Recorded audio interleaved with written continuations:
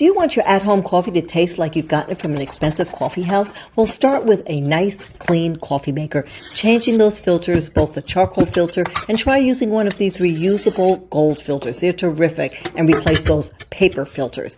Then you want to use distilled water. This is really terrific, and a little bit of Castile soap in the carafe to get all of the lime scale off of that, and then the distilled water mixed with white vinegar to run through the coffee maker. This is going to pull out any residual coffee grounds that may be in there. In fact, the first pass that you see of the water, it's going to be a little brown where it's pulling out all of that extra coffee that may be hanging out.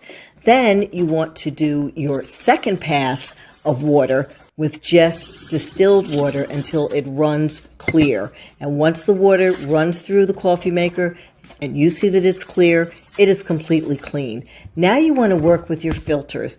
You want to replace the charcoal filter with a new one, which should be done every month. Put in a new charcoal filter. And then you want to put your gold filter in as well. Now you are completely ready to start your brew process. Do not use distilled water for brewing. Only use spring water for making a nice fresh pot of coffee.